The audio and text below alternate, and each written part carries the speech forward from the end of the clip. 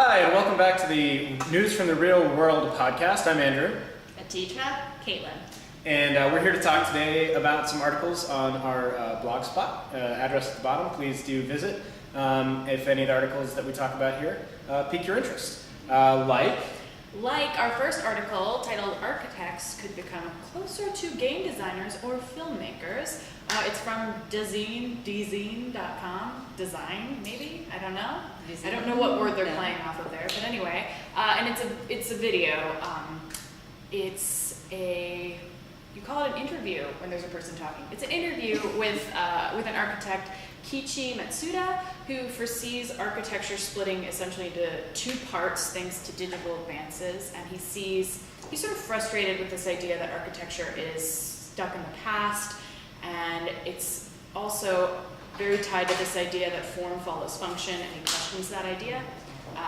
And he says that we are bringing function with us now, that all of us have laptops and cell phones, and thinks that probably in the future there will be two kinds of architects: the people who design the actual buildings and the people who design the experience. So maybe they'll overlay digital stuff on top of it. So, I think it's important to point out that Matsuda is not an architect. He is a designer. I thought he was an architect. He's a designer who's sort of a dropout architect. So I think his views are kind of embedded in that a little bit. He says he became disillusioned with the business of architecture, which to me maybe says maybe he just didn't like that type of work all that much. Maybe. I have a really hard time following the argument that form follows function is dead. That's kind of a crazy idea to me.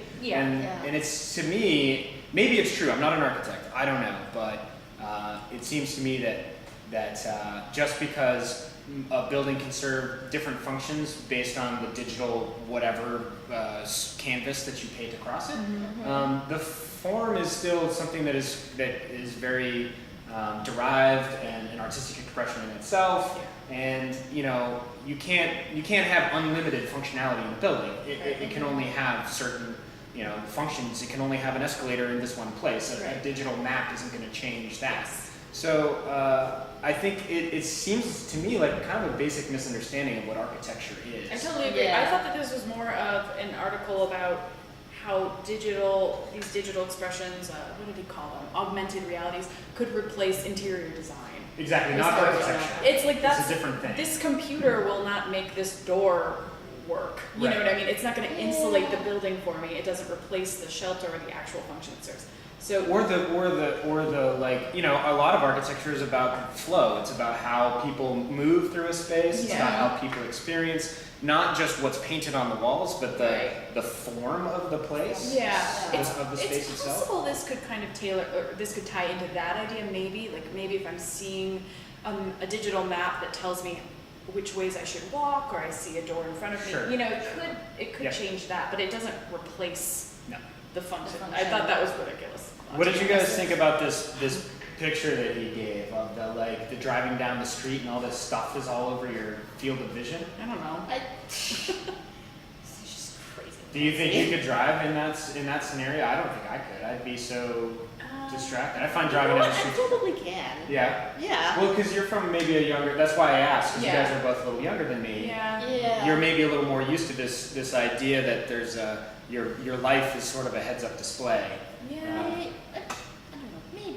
I might be able to adapt to it, but it feels sort of to me like that thing. I can often navigate a grocery store just fine, but every once in a while I go in and it's like sensory overload and I have to shut my I have eyes. to shut my It's like eyes. too much. You know what happens to me? What? Am I gonna admit this on television? Do it. It's too late. Yes. You know what always happens to me when I'm in either a library, a grocery store, or what used to be called video rental stores? I don't know if you know about these, but What is anyway. that? Yes. Anywhere where there's things in aisles on shelves, I have to pee. Wow. What? I have to go pee. What? It's What? the Why? strangest thing. That's amazing. And to me, this makes me feel like my whole life I'd feel like You I just have be to go pee. peeing I'd forever. always be running to the bathroom. Wow. That's how this makes me feel. Well, we should Why? find out if this does happen. We should be tracking like adult diaper sales. We should. Yeah. That's great. Interesting. And on that personal note, On that personal note, let's move to something super sad. Very sad. It's actually really awful. yeah, the Yeah. teacher, you're gonna have to do this one. You can do it. Everyone trying to do a sad boy. No, really, this is a no, but it's serious really fact. like this is like an article from RollingStone.com, and it's 16 people die falling through crate at South Korea concert. So this happened recently at 4 Minute concert in South Korea. What happened was that like there's a concert and like people are gathering at the concert, and all the fans, they were like a group of fans suddenly fell into this like more than 65 feet like ventilation shaft. Yeah, there was like a grate basically that collapsed or something, it sounds like. Yeah. So there were only 700 people at the concert. I believe it was a private corporate concert. I believe. Oh, I looked it up elsewhere. So the event, the venue that it took place at is sort of like a rental event place where you can like put on events for your corporation or whatever. Because there are only 700 people there, which is a very small number.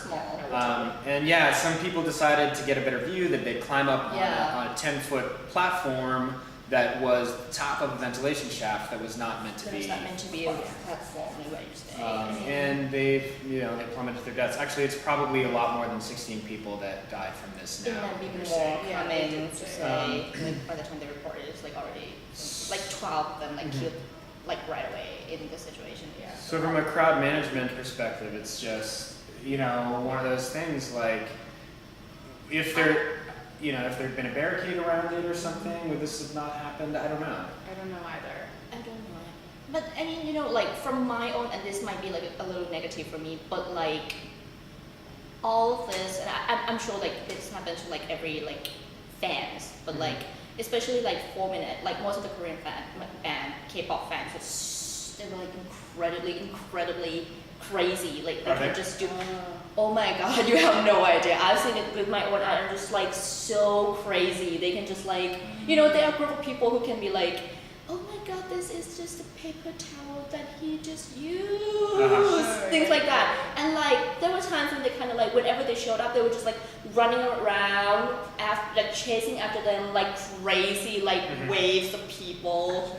So like, if I was the concert organizer there, this would be something that I would be super aware of. Because this would be the first thing that I would be like, I'm sure this will happen. These are rabid fans. This like, that makes sense. So I would be, I don't know, if it was me, I'd be like, I would do something. I'd find a place that is more like, I don't know. Do you think the venue is liable for this then, or do you think it's the event producer, or? It's both. Yeah. I mean, I think it's also one of those things where it's really easy to look back. Like, I mean, hindsight's 20/20, right? You can look back and like, they really should have put a barricade on it. Yeah. But what I do like about the fact that we're discussing this is that I think it highlights the fact that anytime you're inviting enormous numbers of people into your space, or even just a few people into your space, you should be aware of all the ways, as best you can, that they might be using it. Yeah. Right. So just keep safety in mind as much as you can. And of course, it's so easy to look back and like, they really should have. But look at your space and think about the way that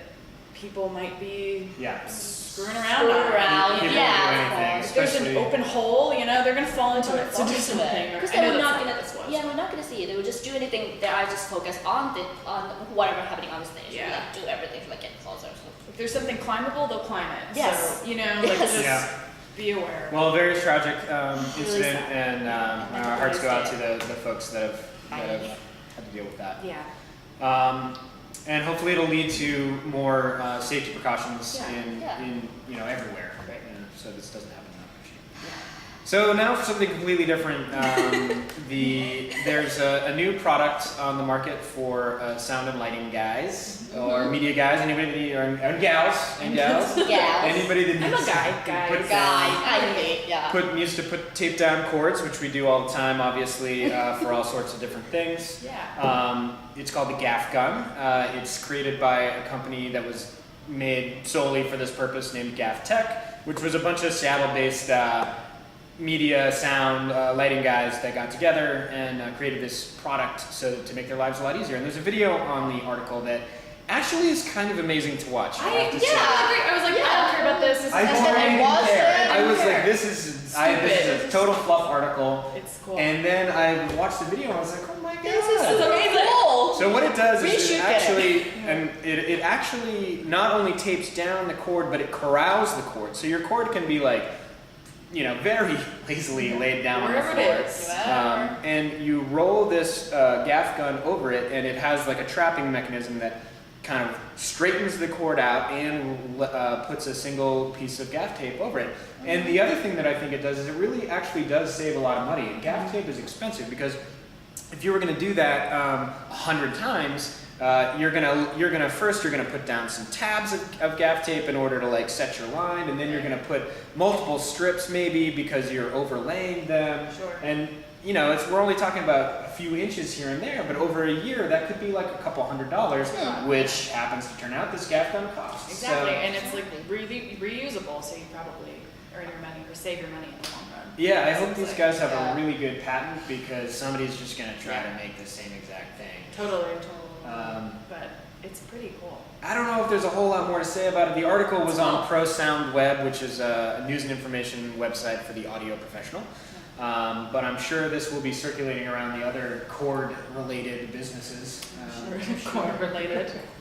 I mean, Cords Incorporated. What else could you use this for, I wonder? Like, what are some fun things that you can do with this? I don't know.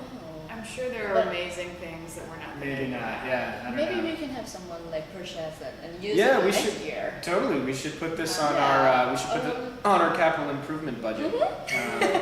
Although we tend to use crossovers and stuff here more than gaff tape, partially for the expense and also just partially for the reusability aspect of it.